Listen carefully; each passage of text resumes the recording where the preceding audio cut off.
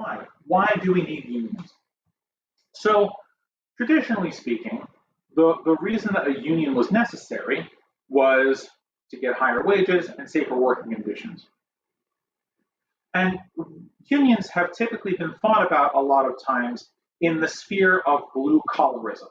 So you work on a shop floor, you work on a factory floor, you do what is sometimes unfairly referred to as unskilled labor. By the way, a quick aside here, none of that labor is unskilled. All labor is skilled. If it wasn't skilled, then the capitalist class wouldn't need us, but they do. So unskilled labor is just a lie that is told by the capitalist class to make workers fight each other and to decrease our wages. That aside. So typically, why we need unions has always been thought about in this blue-collar context, which is, oh, you know, the factory shop needs to be better, the people who work kind of these repetitive positions need to have better working conditions and things like that. But that idea is incomplete. White-collar workers also need unions, and the reason that white-collar workers need, not the reason that all workers need unions, including white-collar workers, is because there will always be some facets of your work life that you share with your fellow employees. For white-collar workers, instead of wages and job safety, although sometimes it is job safety, it typically is like a healthcare plan, an insurance plan, a death benefit, number of hours a week you have to work, what systems are used, decisions about the company that are made, investiture in the company itself, right? Things that white-collar workers typically don't think about because they receive a salary, and oftentimes that salary is higher than a wage, but not always.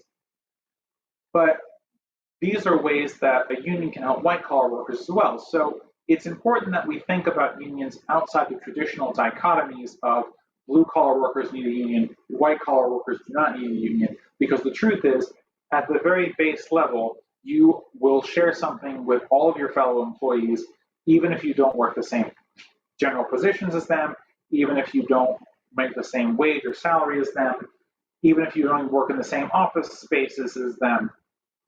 It's important that you have a union because the power of organized labor allows you to force your employer